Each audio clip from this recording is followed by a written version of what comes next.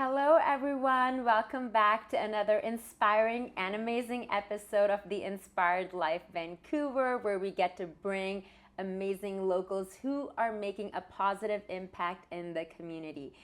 Joining me right now is someone I personally believe she does not need an introduction. If you live in Vancouver, BC, or Canada, you know this award-winning TV host and producer who was a former model because I've seen your modeling shots as well.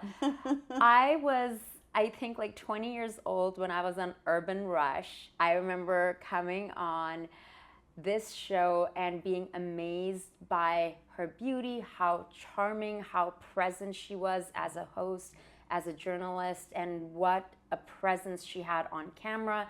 I'm talking about Fiona Forbes. Thank you. Sorry, you are too kind. I'm going to bring you everywhere with me and get you to introduce me to people from now on. Oh, my pleasure. And one thing I forgot to add is, like, you literally look the same. Oh, thank you. Like you walked in, I was like, you look the same. I remember it was like a modeling lingerie segment I did. I remember feeling so uncomfortable, and you were so tall and beautiful, and like I couldn't imagine, to be honest. I was a bit nervous. I'm like, I'm going to introduce a person who has interviewed over 30,000 people. Well, you get a 10 out of 10 for your introduction. How have you done this many interviews? Like, wow. I have no idea, but I guess it's because I've been doing what I've been doing for more than it's probably 25 years.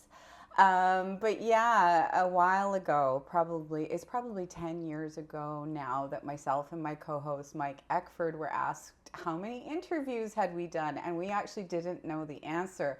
And that was very rough math about a decade ago, but we figured it was around 25,000 people then. I don't know what it's up to now.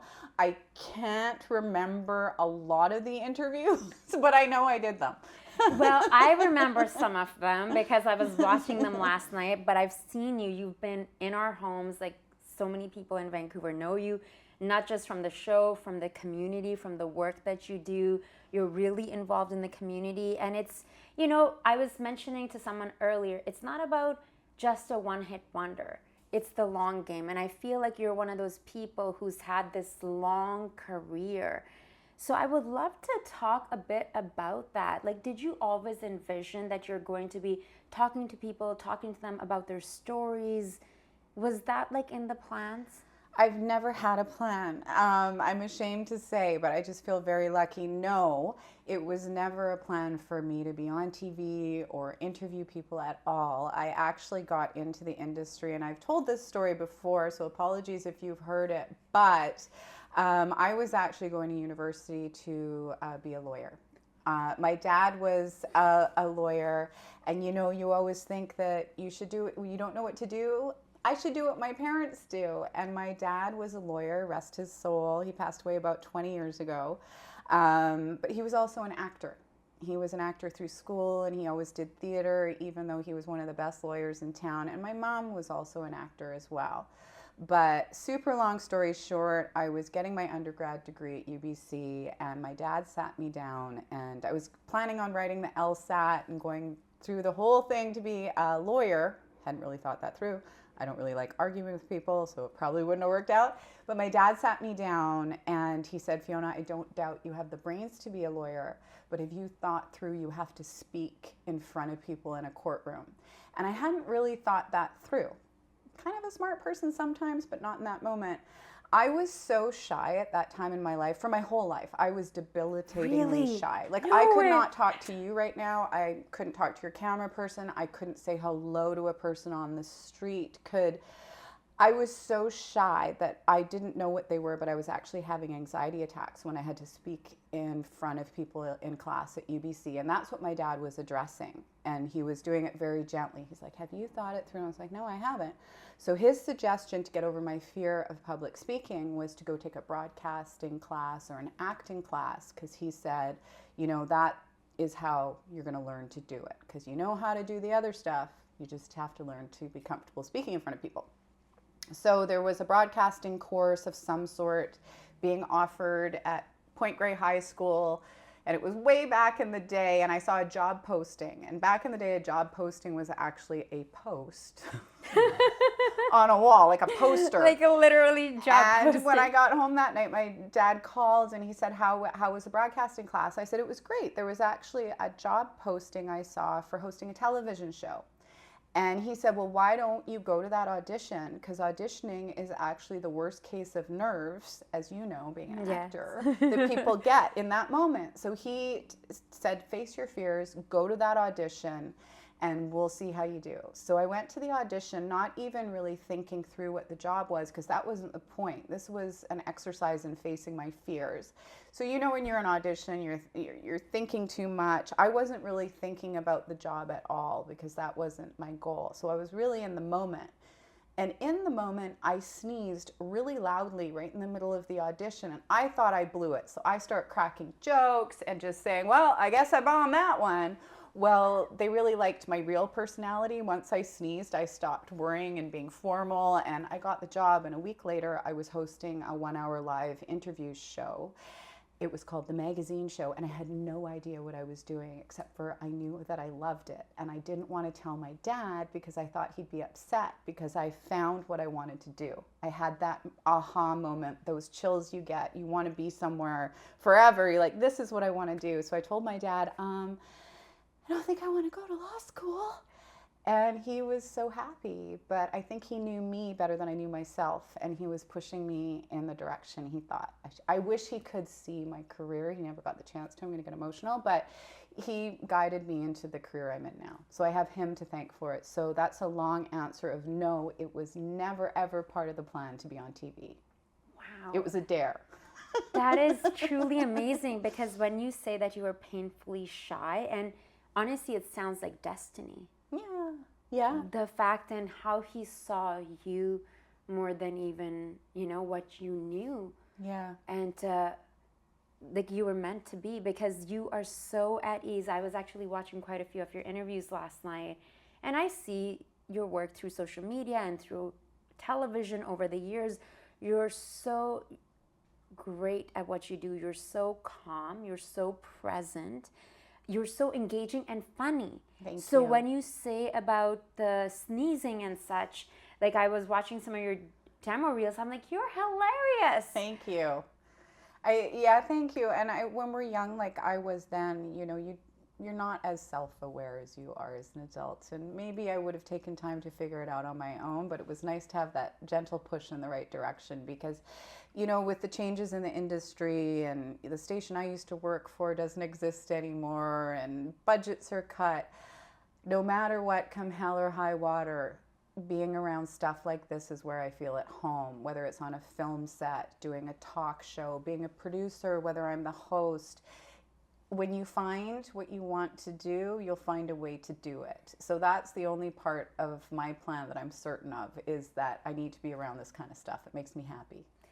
So would you say, is it the storytelling? Is it the people and their journeys? Obviously, you've interviewed like all these amazing people like Regis and Steve Nash and rock stars and actors and local designers. Like, I feel like whether it's a Hollywood personality or a local person, Alex Ponowick's been on your show many times. Love him. The big Yeti. Yes. He almost broke. I think he did break our couch once. No. I think he has the video of it. He ran across the studio, and Mike Eckford, my co-host, wasn't as big as Alex is, leapt on Mike, and I think they both went over the side of the couch. Anyway, yes, I feel very lucky, and it's not necessary. I love the celebrity aspect. People see the glamorous side of things as that, but I love doing interviews with a person off the street just as much as I do someone who's an A-lister. Part of what I learned about what I love to do is being a part of the community. And of course, we're Hollywood North. Part of the community is film, television, actors, Hollywood, all that stuff. But being part of the community is really lifting up the people around us. And that was always the purpose and the intent of our show.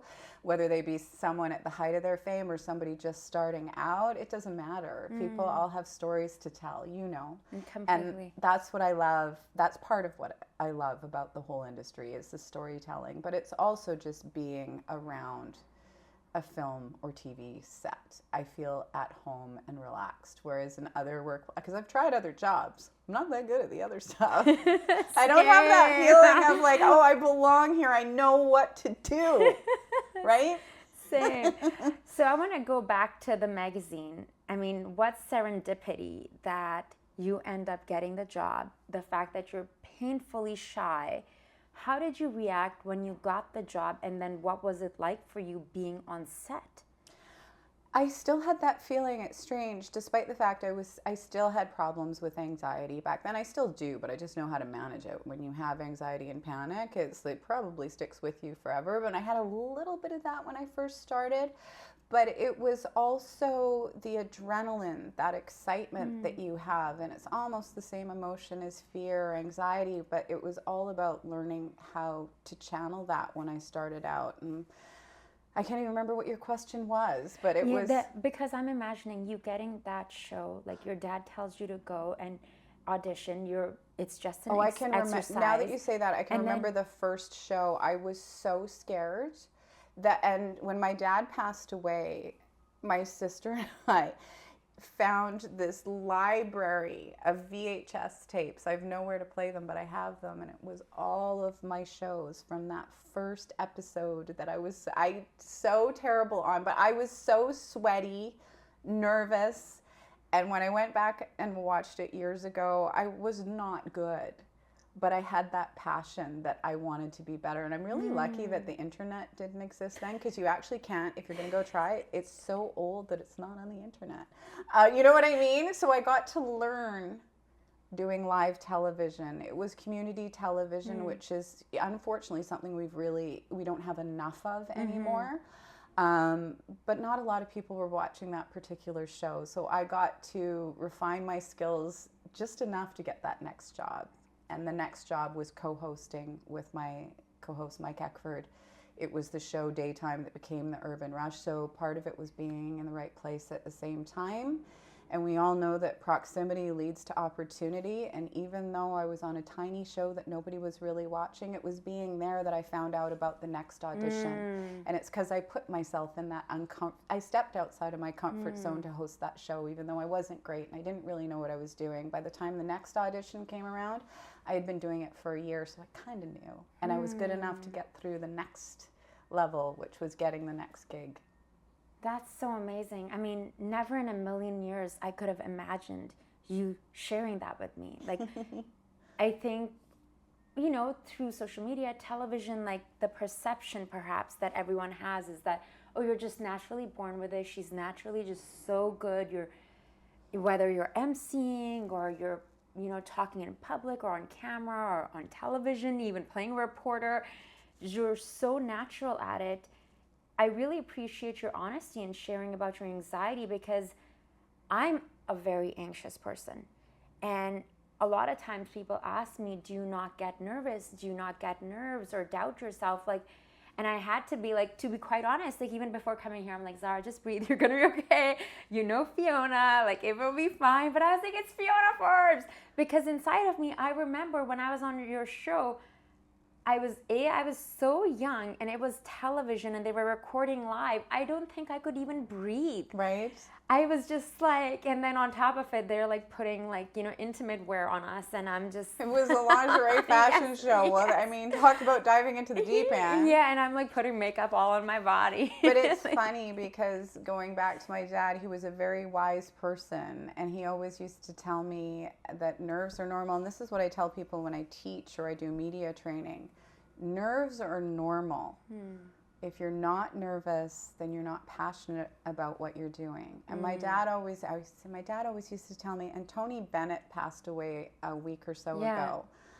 It was actually Tony Bennett who said that. My dad was cheating off of his notes. And when I saw that, I laughed. I thought, he never told me it was Tony Bennett. Or maybe it's a saying that goes through Hollywood, but it is so true that even if you're in the wings waiting to go on a stage for live theater, or do something like this, be on TV or step onto a stage, or maybe you're even starting a new job, not in television, just doing what you do. If you're not nervous, then you're not passionate. And when guests used to come on our show, Mike and I would always only be concerned about the guests who were not nervous. They were the ones that were a little too cocky, a little too confident, and then they'd step onto the set, the camera would go on, and they would blank, no matter who they were, because they hadn't thought through what they're doing. But I also remember Urban Rush, like all the cameras. I know. There were like 8 of them. It's a lot. It's like, it's so funny because when I started doing PR, I was there for someone else doing a show in the same space. And I'm like, with my client and like coaching them and stuff. And then they come to me and I was like, oh, like I had to like, all of a sudden I forgot to breathe. I was like, oh, because these cameras, they're just swinging right at everywhere. You. Yeah. And the big lights. But that's part of the fun of it. Yeah, but nerves are an important thing, and they're an important thing to understand, because when I get dreadfully nervous, like that negative kind of nervous that can take you over and your fight or flight comes in, there's been so many times where I've wanted to run from a situation. Really? You know that feeling? It's because the adrenaline's the same as fear.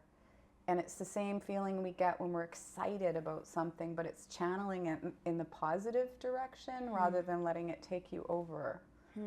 Play little mind games with myself when I get that nervous. So what do you do to like ground yourself?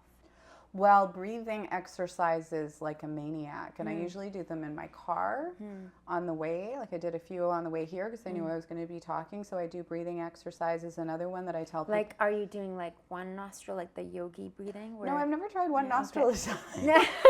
I don't know if I have that talent. You're like sitting in your car and they're like, what is Fiona Forbes No, doing? I do that. Breathe for 5, hold for 5, breathe Okay. out for 5, and that's not based on science. If you hyperventilate, it's not my fault. Or I'll crank a tune that I know all the words to and just bellow it so it opens your lungs and just gets you out. You know, when you're just so tight and like uptight and nervous, you're not breathing properly. Yeah. Anything to get yourself to open up and not cower in fear and want to run for the door. Yeah, I love that. And I really appreciate you sharing that, because so many times, like even for myself, like the inner critic can turn on. Imposter syndrome is real. And I was like emceeing this summit over the weekend, and I've never really co-emceed something with anyone. I've always had either the mic and I'm walking around the stage, and when I'm walking around a stage, it dispels my nervous energy, and I feel like, okay, I'm in control, I can talk to the audience. Or when I have to stand behind the podium and we're sharing this mic and my voice isn't projecting enough, and then I had to talk to myself. But I could see my critic going on, you're just not on your game. Like you lost it. That was all a fluke. Now, and I was like, it's okay, just breathe, just be right here. Like no one knows that's going on. And then the next day, Andy Chu, who hired me with Barbara Lee for the thing, they wrote me an essay off an email saying like how great I was. I just started crying because inside of me, like, you're full of self-doubt. Yes. But we do that to ourselves, right? And it's getting outside of that, wanting to just tell yourself you're the worst person on the planet, you don't deserve to be here, what are you doing? I get those thoughts too, and it's finding your way back to the moment, right? The reason why you're there is because you love to do it, right? That's amazing.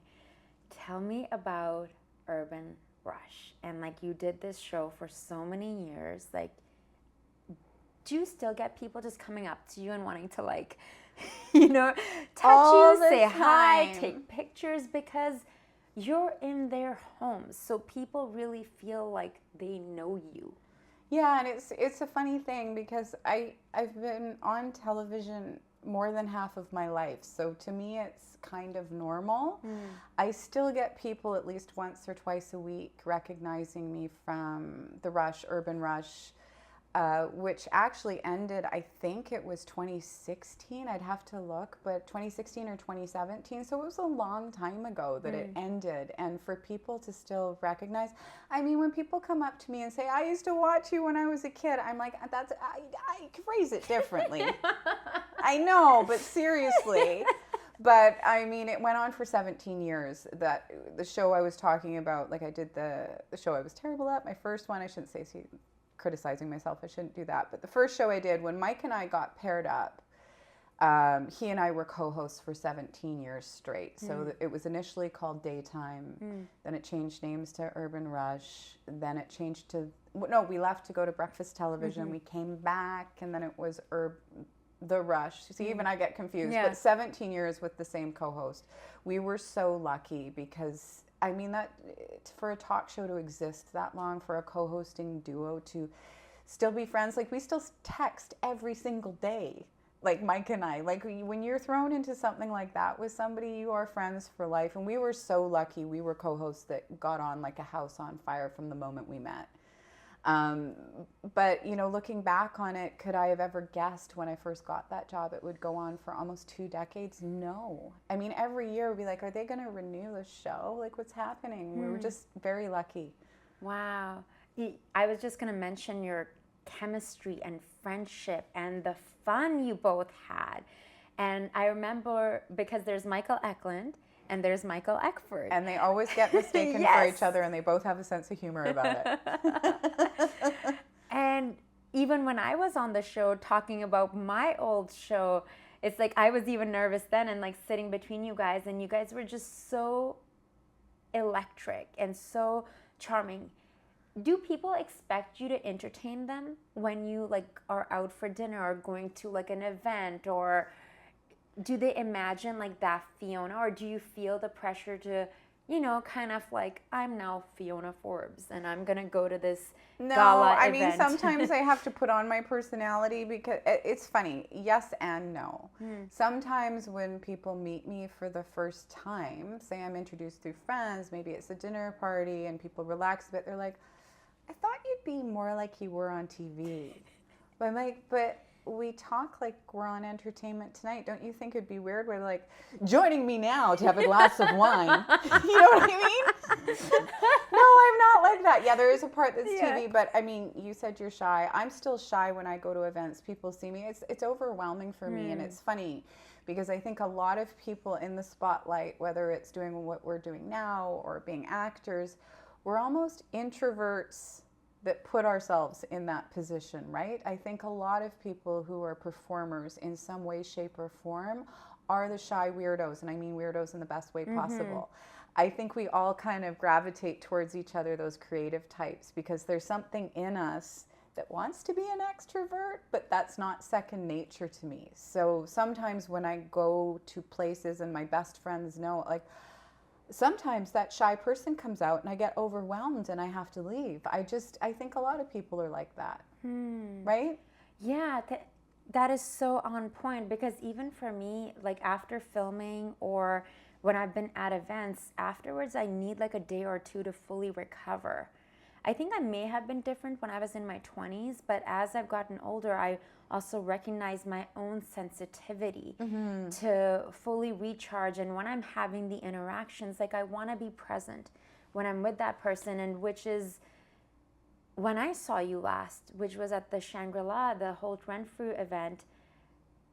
I felt like that was the first time I really connected with you, and I just some of the tips and advice that you gave me, because I noticed your work through social media, and you know, and I've certainly noticed over the last couple of years, like your own personal brand, how it has evolved and how you share your content, whether it is you on a trip or whatever. There certainly seemed to be this inner confidence. And I think I shared with you about my inner critic, or what are they going to think? Right. The audience that I don't even know who they're, you know what I mean? And you gave me some really good advice that I want to talk about, because you were like, Zara, I focus on my own happiness. I post whatever I want to do. And I try to remember what you said to me. Can you tell me about that, how that has shaped for you over the years? Because you've been in the public eye for so long. I'm sure from the boots you wore to the shirt to how your hair is, you cut it, it's long, it's brunette, it's dark, it's light. I'm sure you've received lots of feedback on a million things. Yes, and not always welcome feedback or positive feedback. And I think that's one of the things that when you do choose to put yourself in the spotlight, which I chose to do with a career in television, I had to learn how to navigate that as a very young woman. And it, you know, when I started in the industry, there was no social media. TV was a lot bigger than it was now. Of course, my co-host and I were on billboards and bus shelters and sky trains, and it was all very, very strange.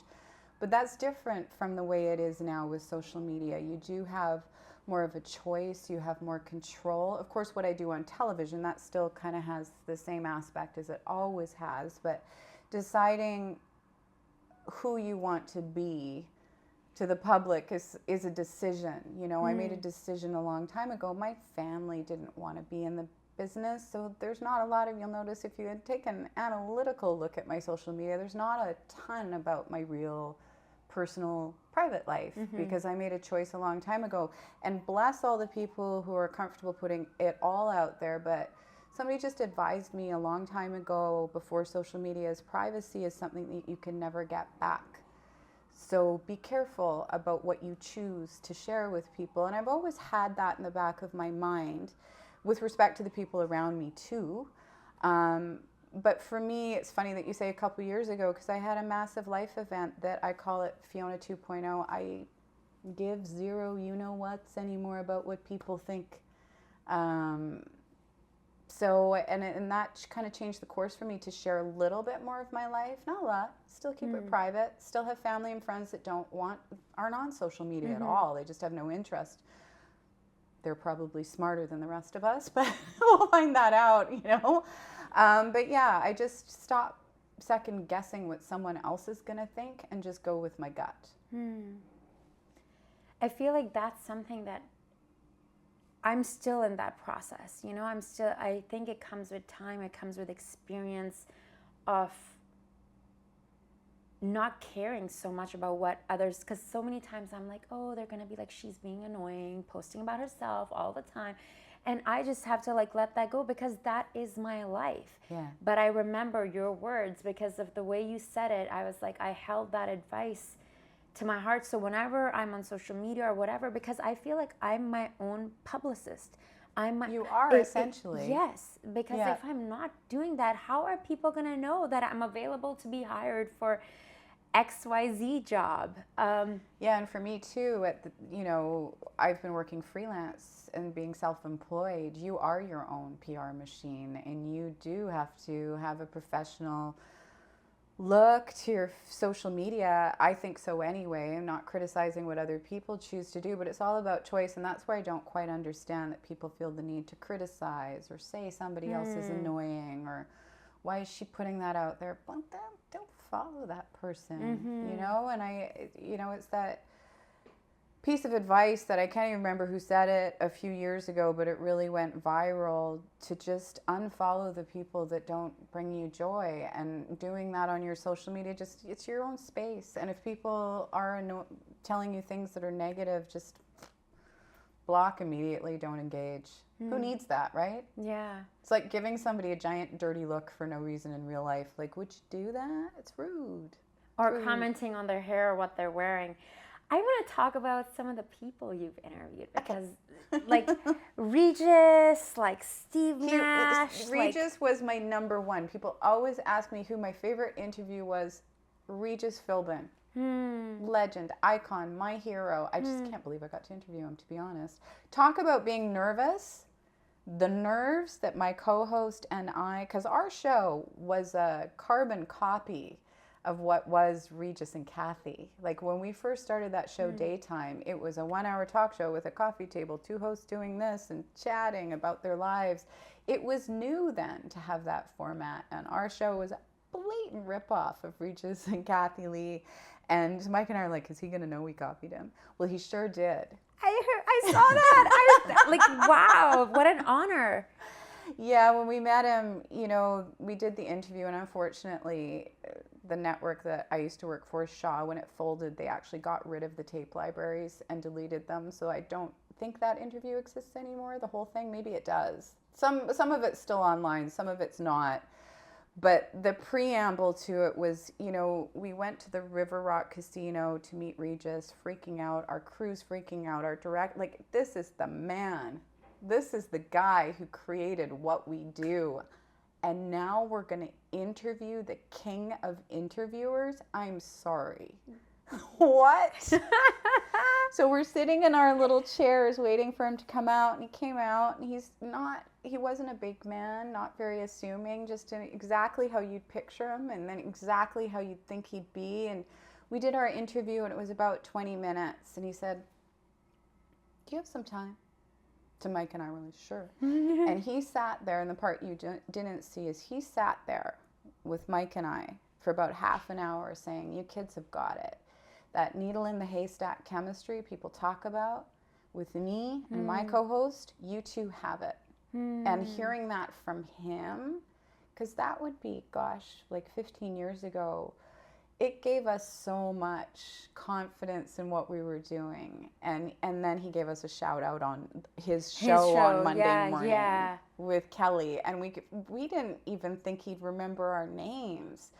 But also what happened in between our interview and the show on Monday where he shouted us out is he was doing a show with his wife, Joy, here at the River Rock. That's why he was here. And it was a wonderful, classic, old, variety show vaudeville thing where they'd sing and they'd talk and they'd chat and they'd sing. And halfway through the show, he actually asked us to stand up. He said, "I met two people today that had an effect on me." And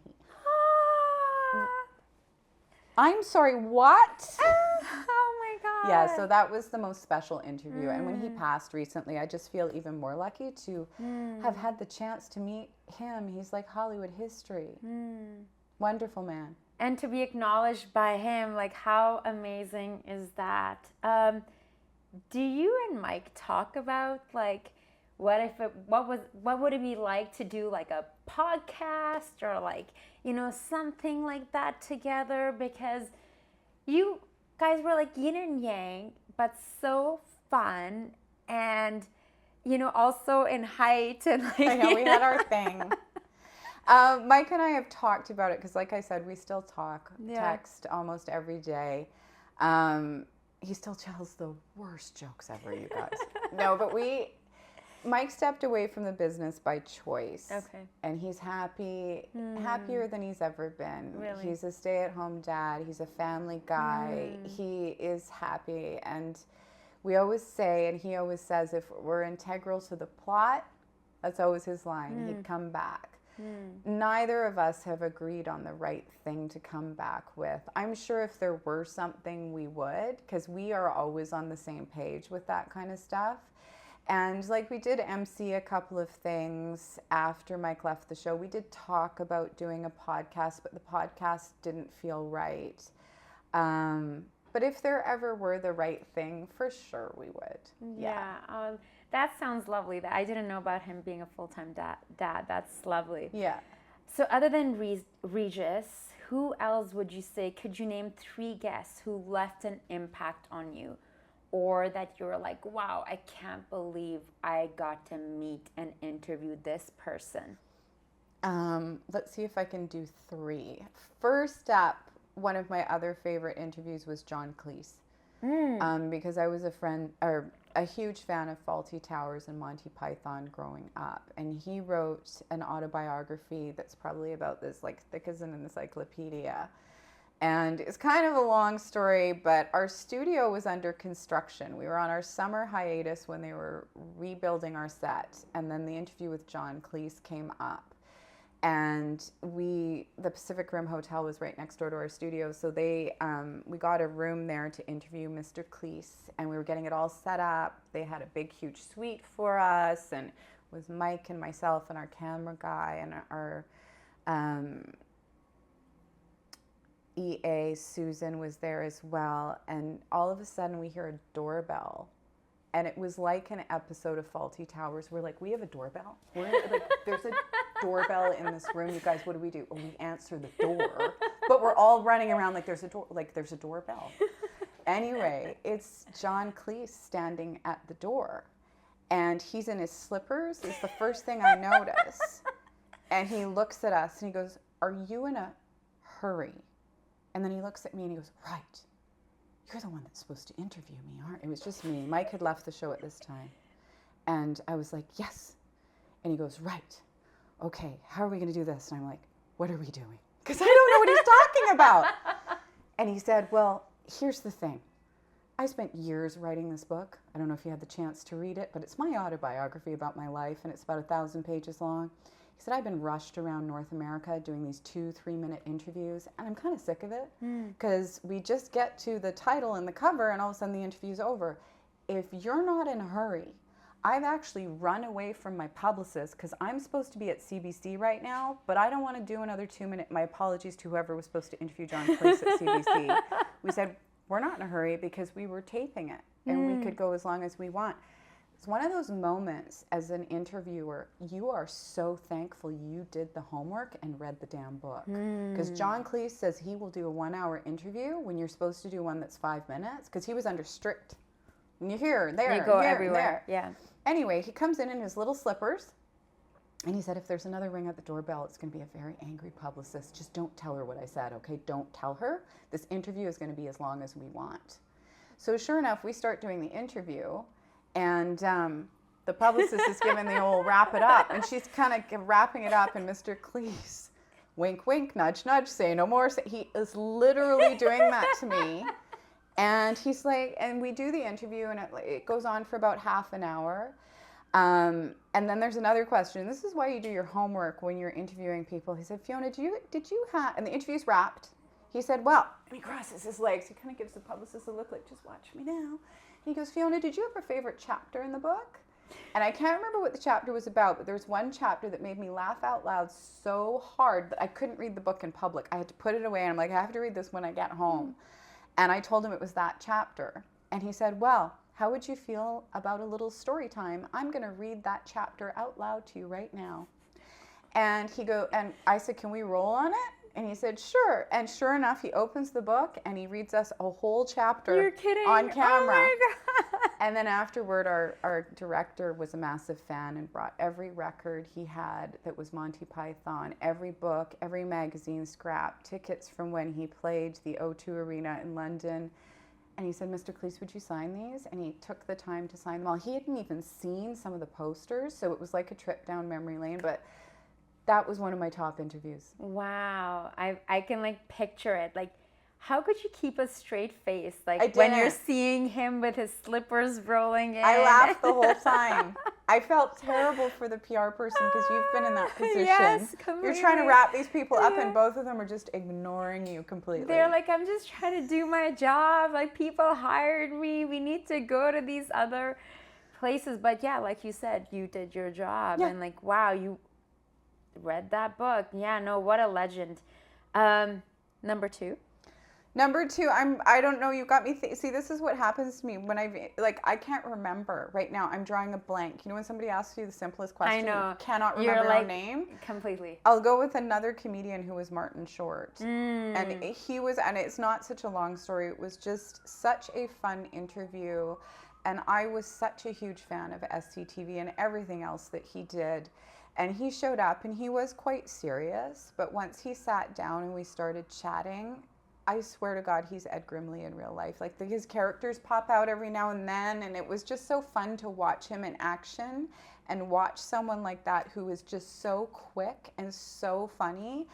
It was another interview that I left, my stomach hurt because I laughed so hard, and that I think is the most wonderful thing about like sitting here. I'm enjoying a conversation with you, like enjoying conversations with people is.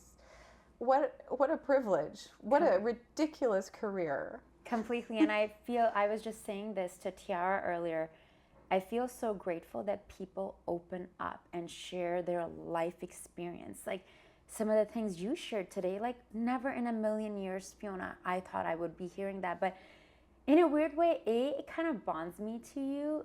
B, it makes me think of, because sometimes we can idolize people or think they're just like, oh, this person is so perfect. And I think this is what I love about social media, because I have gotten to know you. Takes the wall down a little bit, right? Yes, like you sharing your personal some stuff on social media that I've seen over the years. and you're like, wow, this person is human and they also struggle.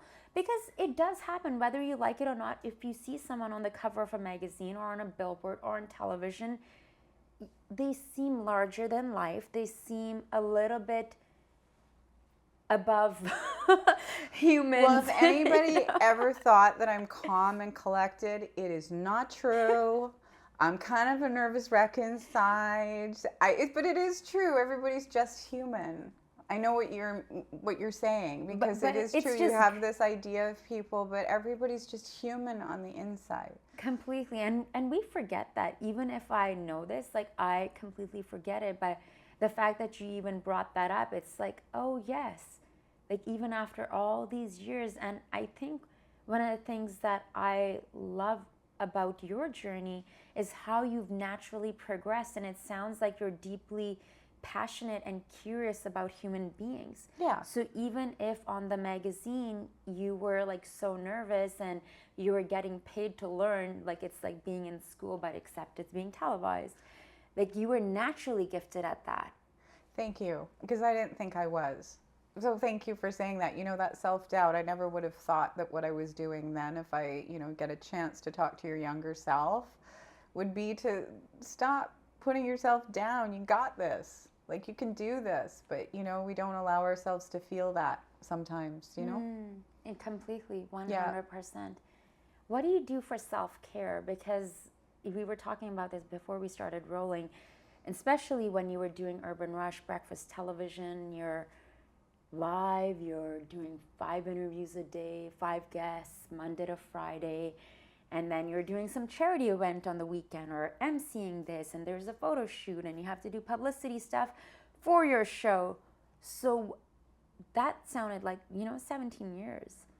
What did you do for like grounding for yourself? Well, I think we all are more in tune to what we need for self-care when we get older. I do a lot more now than I did back then, but we also had the blessing of being younger, so we didn't get as tired as quickly, I guess. You know what I mean? Yes. But it's almost like an automatic energy takes over when I'm on that kind of schedule. And it's because I love it. Mm-hmm. And you'll go until you have a hiatus and you want to drop, but you won't drop until that happens. Then you drop and you're like, okay, I need to decompress and not talk to anybody for like 2 weeks. But that was the great thing about the position that we were in, having great bosses who did understand that not just me and Mike, that our team needed breaks at a scheduled time so that we could go like maniacs. So we had our hiatus. We would go for classic TV scheduled. We'd go for 13 weeks, take 2 weeks off. So we always knew that there was light at the end of the tunnel. But I don't think self-care was a huge priority when I was younger. If I could turn back time, I would probably take a little bit better care of myself, as we all would. But now it really is just understanding when I'm tired. Am I going to get burnt out? Being burnt out is a real thing. Like just recognizing sometimes you just need to take time. And doing what I do now, I'm a producer on a show that is almost identical in format to what we used to do. I understand the schedule. I understand how the hosts feel. I understand the grind and getting to the finish line. And we're on a hiatus right now where everybody takes a breath and you recharge. For self-care specifically, I just walking my dog, it's a silly thing. I'm sure you're the same now that you've got your beautiful little creature who's quietly on the floor here. But my Zen time, and my dog is 11 years old now. He's a little senior dog. But I started to, because I live in Kitsilano near the beach, I started to walk him on the beach every day. It became a habit. And then the habit for me is turning my phone off when I'm walking on the beach and taking that time away from any electronics. And I don't just mean social media. I mean not being accessible to phone calls or emails, because I think the world we live in now is even more fast-paced than when it was when I was doing my show, because we're always available 24/7, and we think people expect an instantaneous response when we get an email that we must get back to it right away.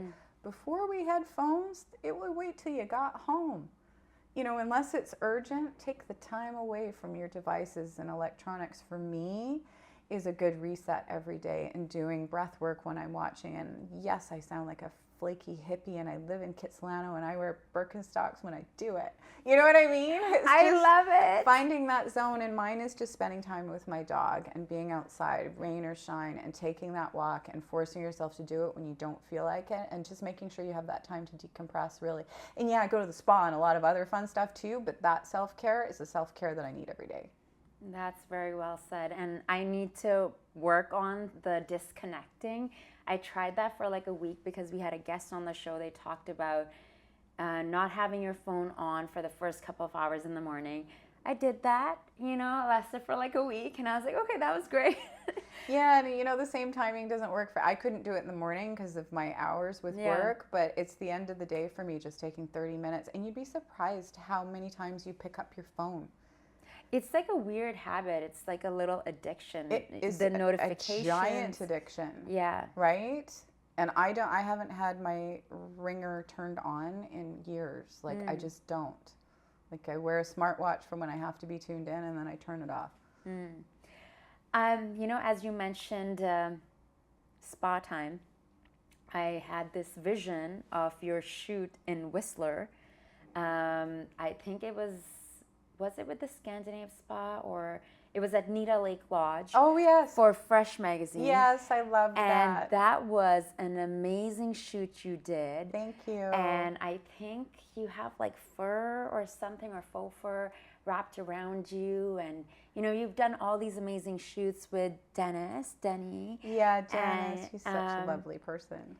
That one was with Liz Rosa. That was Fresh Magazine, and it was one of the funnest shoots I've ever done. Crystal Carson was the stylist. Chris Funk was the hair, and anybody who's had a photo shoot in Vancouver probably had an experience with these people that's next level. Liz Rosa, the photographer, I had never met her. She was so incredible, and it was wintertime. Must have been about 30 below that day on the lake where you're talking about that photo that looks like it's out of the Game of Thrones. What I actually have on my head, it was so cold, and I was wearing a strapless gown, and I had to go all the way out onto the pier, which was only about 50 feet, but with no jacket on in the freezing cold. So what happened was Crystal hucked that thing you see on my head. That's actually a skirt that I put on my head trying to warm up between shots, and then Liz was like, oh my gosh, we've got the shot. And the reason why I look like something out of Game of Thrones, like a statue, is because I'm actually frozen solid. Oh my God. But the joke on that shoot was anything for the shot, because we didn't get it the first time, and they're like, oh, you must be so cold, we're going inside. I'm like, nope, we're gonna get the shot. And but that's a skirt on my head. Wow, I had no idea, because I was like, that was like a vision. And I think I remember thinking, I'm like, wow, she must be really cold. Is this real snow? Like, you know, how did they do this? And I was like, yeah, this is truly, truly beautiful. So we've had a lot of like female actresses sit here. You know, we had your friend Karen here. She's one of my besties. Yeah, I love her. Fellow Leo. I love asking females who work in media, on television, as an actor or TV host, or Karen's now mostly radio, what does beauty mean to you, and what does being beautiful mean to you? Wow, that's a big question. I feel beautiful when I feel confident. I feel beautiful when I feel loved. I feel beautiful when I'm surrounded by people that I care about and who I know care about me. Of course, I feel beautiful at photo shoots when you have the best people in the world doing your hair and makeup, 1000%.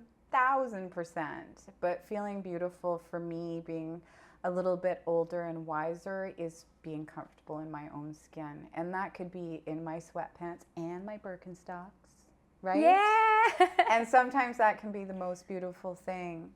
And one of the most beautiful things that came out of my whole career is actually that friendship with Karen. I have to give her a shout out, because she came on board Breakfast Television when we were a few months into the job, and she joined our team. And having a friend like her as an ally in this business for as long as, I mean, that was over 20 years ago that she was on Breakfast Television. Oh, wow. And we bonded instantly, and we've always had each other's backs. And that is another beautiful thing to me that makes me feel beautiful, is when the people around you have your back.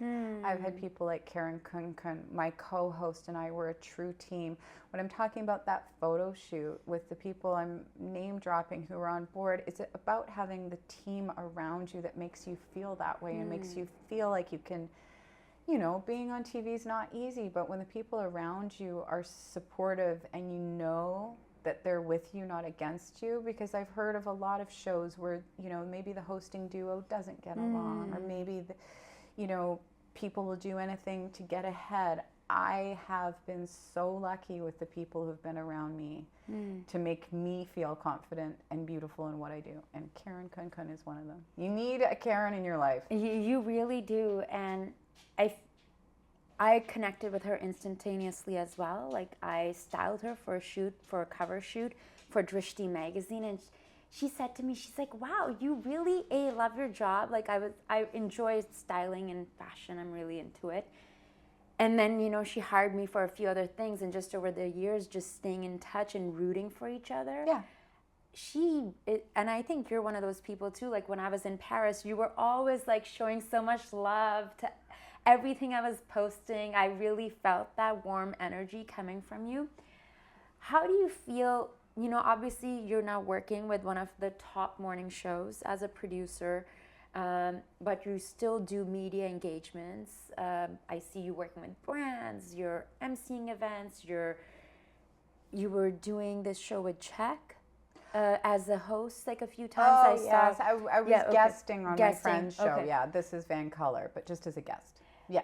So seeing you evolve over the years, The Rush, Urban Rush, Finish, Breakfast Television, how do you feel as the years are going by, what beauty means to you, and then also with time? I don't want to use the word aging, but it's like, it is true. I'm aware of that for myself. Like, I'm going to be 41 in 2 weeks. And You're just a baby. Thank you.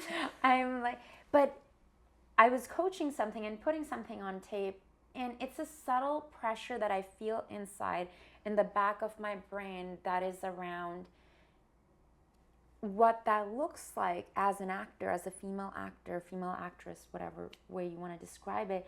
That, okay, I have this amount of time that I need to like make it in or make my mark or whatever that means. How do you deal with that? Aging in public is not easy. How to feel beautiful as you're aging. It's being confident and comfortable in your own skin. I mean, nobody wants to get quote unquote old. You know what I mean? Because I want to live forever, but that's not going to happen. But it's being happy with who you are now, you know, and treating people with kindness is a huge part of that. I think that, you know, we're talking about putting yourselves out there in public, and that means you do open yourself up to criticism. And it's funny because we'll all remember that if we got 1,000 positive comments and one negative one, we'll remember that one negative one. It's not clinging on to those things anymore, right? And I still do it because people can be cruel when they're online and they say things. I'm like, why of all things? It was a blip. In the grand scheme of things, do I focus on the one cruel thing somebody said about, you know, whether it's like about your age or how you look or any of those things. We all get gray hair, guys. It's going to happen to all of us. We're all on this planet together. Why tear somebody else down? So the way I fight that is kill them with kindness has always been my motto. Just not engaging and not trying to think about it too much. It's funny being a woman, being in the public eye, because, you know, the old adage is, you know, men get handsome with age, women get old, right? Oh, he's a silver fox. Oh, she's a gray-haired old lady. It's funny how it's so different for men and women, but just not trying to focus on what other people think. You know, what can you do? Dancing to your own beat. Yeah. Yeah, I love that. I love your social media presence. I mean, I know I've referenced it a few times. brings me joy. It inspires me to share more, but it's really nice to see whether you're attending an event or I love Chewy's like pictures like in the bed, and now I like post Loki pictures as well. So I really enjoy. Chewy's got his own fan base. Like Yes. if I don't post a photo of Chewy in a week, people will ask where he went. You know, Yeah. he's got a fan club. And I'm the biggest fan. Same here. But yeah, just try and keep it positive, really. Yeah, I love that. Tell us about working as a producer on one of the top shows in Canada, and it's filmed in Toronto, and you're here in Vancouver. Yeah, I think it's one of the positive things that came out of the pandemic. One of them. There's not many, but one of the positive things is we realized that we can work remotely. So I think before the pandemic, it wouldn't have been easy to make a job like this happen. But the show was called The Morning Show. It's the 9 a.m. show across Canada, cleverly called The Morning Show. I know, I was in saying the morning. Yeah. Not that morning show with Jennifer Aniston and Reese Witherspoon. Well, I also other saw one. your Instagram post or story with you and Susie. Yes. And that you're like, oh, she's the Reese Witherspoon to my Jennifer Aniston. Yeah, so the morning show has a massive audience in Western Canada. So the producers decided it was time to have somebody working on the show in Western Canada. So prior to the pandemic, don't think that would have just been like, hey, well, they can just do the meetings over Zoom, everything over the laptop, but that's what I do. And I'm so lucky. When I saw the job description, because having a career like mine or yours, you develop and acquire the weirdest list of skills. You know what I mean? And when we're talking about I'm going to stay in this industry, it's also because I write down my skills and it's not applicable to anything else. And when I saw the job posting for this job, it had all my weird skills listed, and I thought, is somebody punking me? Because I didn't think a job like this existed.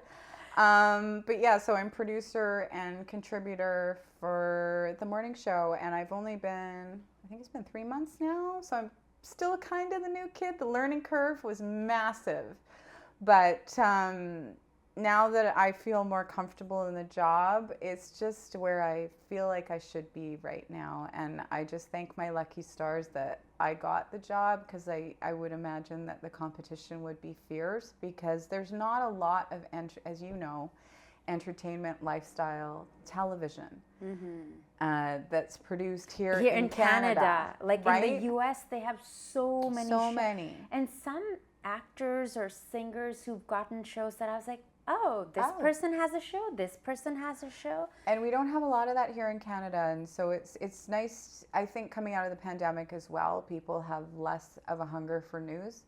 They still want their news, don't get me wrong, because there's an aspect of that to our show, but not hard news, not people arguing on a panel all day about things. I think people have a little bit of fatigue of the yelling kind of television.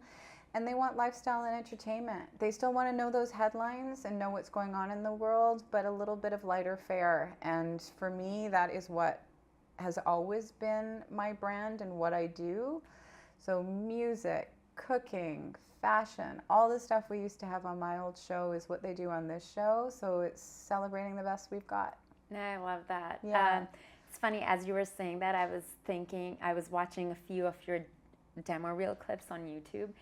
There's one where you're trying a wedding dress, and I just so many funny things. Some things perhaps CRTC would be like, we can't talk about that. Yeah, we also had our show when there were no rules. That was the other thing. It's like, we'll apologize later if we get in trouble. I love that. I love that. If you could turn back time, I know we've talked briefly about this. If you could turn back time and talk to the 19, 20-year-old Fiona, what would you say? Stop worrying about what other people think. Who cares? I mean, we should care a little bit if we're doing bad things, but if you're not bothering anybody, who cares? I think that's what I would tell myself, is to just stop worrying about every little thing. Yeah. I think a lot of people I think there's a lot of personality types like me. You're a constant worrier, constantly thinking about things that are wrong instead of appreciating what you've got. I think I would tell myself to just enjoy it a little bit more, right? And completely, any words of wisdom for anyone wanting to get into film and television, particularly as a TV host, because you are the person to speak to with a career that spanned over a few decades? Well, it's tough now because I don't want to be a dream killer to people, but realistically, I hope there will be more shows that do what we do. Now you really do have to create it yourself. There's fewer and fewer television stations. There's less advertising dollars means less shows. So the industry has changed so much. But I don't ever tell people not to do it, because if that's your passion, you just have to figure out how. And being a television host used to mean that you were good at the one job of being the person on camera. Now being a television host, right? Because you're doing your show right now. It means you're a producer. It means you are your own camera assistant. It means you're probably doing your hands-on with editing. Learn how to shoot. Learn how to edit. Definitely learn how to be on camera, but just nobody auditions for a TV. If they do, I'd love to know about it. Just walks in and auditions to be the host of a show and is simply the host of a television show. It's not a one job thing anymore. It is not a one skilled thing. I think it's a detriment to our industry that they call them multi-skilled journalists now.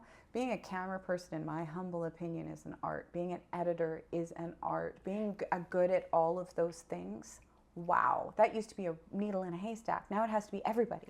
Fiona, I get like all the LinkedIn notifications. That's like literally it. I won't say what, for what network, but literally I was getting emails this morning and yesterday.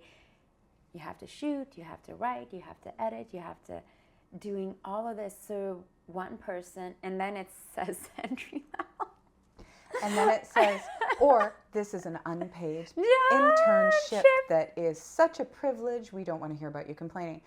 It's terrible, because to do those jobs well is so hard and so rare, but it literally is the job of 5 people. And that's why there's so much burnout in television, right? But I mean, it's because I do firmly believe people want more lifestyle content, whether it be traditional television, probably not, but creating your own opportunities. We see people do that, not a lot, but you rise to the top. You've got the best podcast, you'll get yourself sponsors and advertisers. You'll be able to hire a crew, but you'll probably have to start it by yourself. Same for a television show. You'll probably have to buy your own gear and do your own thing. But you do that first thing really well, the next thing's going to be easier. Just don't stop trying. Because if I stopped trying when I was terrible, because I really was, I'm not being cruel to myself. I had no experience. I was hosting a 1-hour live television show. What? But I'm learning how to do that. But you know what? I had the curiosity of learning how to do other things. I don't do them well, but I've got a couple other tricks up my sleeves too. But making yourself as multi-skilled as possible, but also not being taken advantage of to do the job of 5 people, because you'll burn yourself out. Completely. But I think we all need to create our own opportunities. Yes. And it's hard, but the payoff is worth it. Yeah, and like you said, if you have the passion and the dream and the desire, I mean, it's the same for us right now. I've enjoyed doing the show so much that I was thinking, okay, a podcast perhaps next, like just off the same name, because now everyone wants to be on the show. We have 2 more days of filming left. And Tiara just is like giving me, I'm like, can we have one more guest to add another person on the schedule?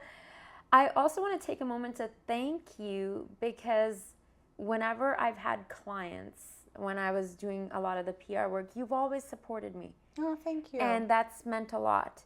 Whether I was working with a soap brand or an activewear brand or candles or doing an event, and I still have the Firma tank top you gave me. I don't forget these things. Thank you so much. And it just meant so much that you really took the time. You showed up. You came to those events that I put on, and it really meant a lot to me that you did. And you not only came alone, you brought Chewy with you. I probably did. Yes. But that's what I mean about being part of the community. It's supporting other people. And thank you for recognizing that and saying that. I learned that from other people who I was asking advice from, and I'll never forget. They said, take the time to give back to other people and they won't forget. And it's all reciprocal. You know, we're a small town, Vancouver, and that's when you say your other guests that have been on, like Alex or Michael Eklund and Aaron Karplak, all these people, we all know each other because we all support each other. And I think I think we have a wonderful film and television community here in Vancouver. I think it is, you know, so supportive because we all know we're in it together.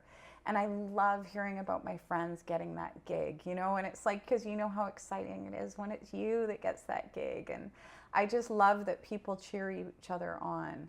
And we should all do that. It just, you know, what comes around goes around. Completely. Yeah, you always supported me through the social media. You know, I remember those things. And sometimes I bring up stuff to people. They're like, really? You remember that? I'm like, yes, because it's those little things that mean, to be honest, the big stuff. They do. Like whenever I say to people, I'm like, yeah, Fiona, Biff Naked, like all these people who've supported me. And it just means a lot, especially when I was starting out in my consulting practice. The show is called Inspired Life Vancouver. I love to ask everyone, what inspires you and where do you draw inspiration from? Ooh, I draw inspiration. What inspires me? You know, I'm very lucky to have, I mentioned Karen and you mentioned my friend Susie, who also works on the morning show with me. Having people around me and my co-host Mike who are supportive but are also doing the same thing, that we can fail with each other. We can succeed with each other. I'm inspired by people who just try. You know, you might not make it, you might not get that gig, or you might bomb that audition, as we've all done, but it's the people who never give up inspire me the most. My big inspiration, and it'll bring us right back to the beginning, was my dad, because he lifted me up to the next level. I mean, I was a kid who didn't know what I was doing, but he believed in me before I believed in myself. And I feel like passing that along, the same thing that I'm talking about, community. I'm inspired by people who are kind, who build up other people and cheerlead them. And we're living in a world where people hide behind keyboards and say terrible things to strangers. And I want to be the exact opposite of that. I'm inspired by cruelty, if that can be a thing, to be kind as people are cruel sometimes, because I don't understand it. I will never fathom that thing of saying mean things about people. I don't know what joy that brings people. So let's all be nice to each other, and maybe it'll drown out the noise. I love that. Thank you. Thank you for sharing that. I know you've mentioned about taking Chi on walks. Is there a particular like hike or spot in Vancouver that you love going to, whether it is a restaurant or the art gallery or a cafe that you would say, I love going there? My favorite place in Vancouver is Kitts Beach. It really is. And I'm not going to tell you my secret spot because then it won't be a secret. But there's a quiet walk that I take that is my ritual. My dog is 5 pounds. If you're not following Chewy, it's Smiling Chewy, I believe, on Instagram. But having a 5-pounder, like, we're not doing the grouse grind with this dog. Let's just say that. There's no giant hikes happening, but Kitts Beach is my happy place. And if I'm feeling anxious or I've had a bad day, it is that place that inspires me to just have a fresh start. You know, and anywhere in Vancouver, I feel so lucky to have the air we breathe, even though it's smoky right now. But you know what I mean? To live in such a beautiful place and be thankful for that, for our mountains and ocean. And yes, I'm turning into a hippie again, but listen, people, it's my happy place. I love that. Yeah. I completely. So my happy place really, and it's also anywhere with my friends. It doesn't matter the spot. You know, a great patio anywhere, great conversation and a glass of wine. That's my favorite place. You're like the quintessential Vancouverite. Right? You know, I'm like, when you have a show about Vancouver, I was like, we cannot finish this season without having you on the show. Oh, thank you. I really appreciated this conversation so much. Me too. I'm so glad we got to like dig deep, and there were so many things I didn't know about you Thank I you. hide things well, don't I? I appreciate you opening up and sharing your journey. I want to thank you, Zara, because kindness is rare in this world. And Karen and I were talking about the fact that you exude kindness. Thank you. And you are a wonderful interviewer. And it's been a pleasure to sit on your couch with your beautiful dog. Oh, So thank you. thank you for having me on the show. Thank you. Because I think we've known each other for a couple decades Yeah. now. And it's so nice to see you have this opportunity to shine. You deserve it. Thank you. That means so much. Loki heard that you were talking about him. Loki, did you have anything to say to end the interview? No? Oh, we'll be right back after this short break. Okay, cool. Thank you, Fiona. That means the world. I really, truly appreciate it. Thank you so much. If you were feeling inspired, make sure to get in touch. Thank you so much for watching.